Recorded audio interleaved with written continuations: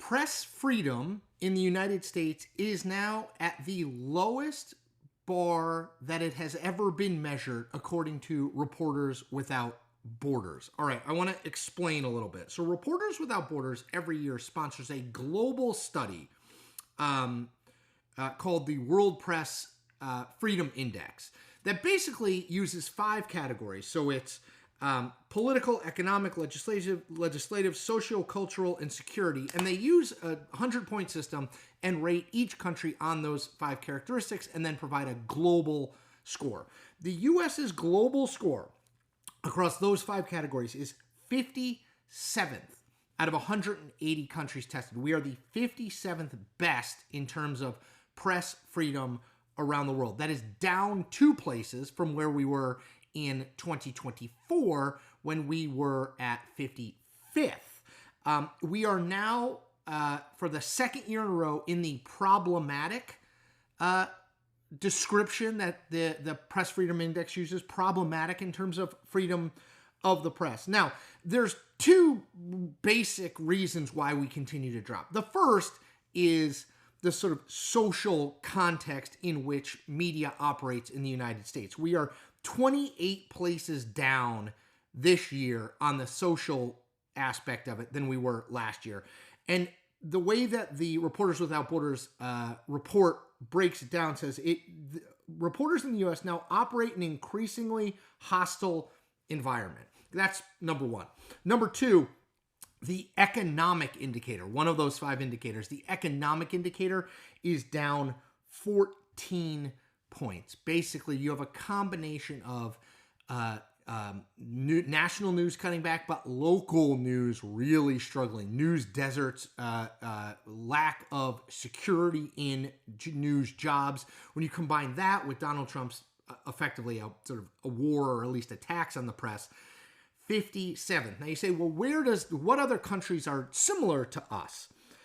57th puts us in the same company as Gambia, Sierra Leone, and Uruguay. The number 1 country, the country that is the best in terms of press freedom according to this index, is Norway with a 92.31 score. Again, I said the U.S. 57th, we're at 65.49. Last, 180th, Eritrea, 11.32. Second to last, North Korea with a 12.64. So I want to focus on the U.S., but I also want to focus on the world. This is a scary stat. 42 countries, which have half of the world's total population, Reporters Without Borders says that the press situation in those 42 countries is very serious, meaning there is a hostile environment to journalists. That's half of the world's population. And I would say, we once were a leader in this space. We are no longer a leader. I think some people are fine with that. They think the press is, wild-eyed liberals, Democratic Front organization. I would say to those people, if you don't like the free press, trust me, you will like state media much less. Us being in the problematic area in terms of world press freedom, economic concerns, social concerns, sort of how we fit into the culture, I think that should concern all of us. A free and independent media is absolutely critical to the health of a democracy. I'm going to say that again. A free and independent media is absolutely critical to the health of a democracy. And what the World Press Index shows, Press Freedom Index shows to me, is we are not in a great place, and we are sliding downward, backward, away from press freedom rather than toward press freedom. And that, again, to me, is something that should cut across partisan lines. We should want a free and independent media if we want a healthy democracy. The report is eye-opening. Not just in the U.S., but in the world. Again, I'm going to repeat it. Half the world's population lives in countries, 42 countries, where the Reporters Without Borders report suggests that the press situation is, quote unquote, very serious, meaning there's a actively hostile environment toward reporters trying to cover the news in those countries. The report is sobering. I'll link to it.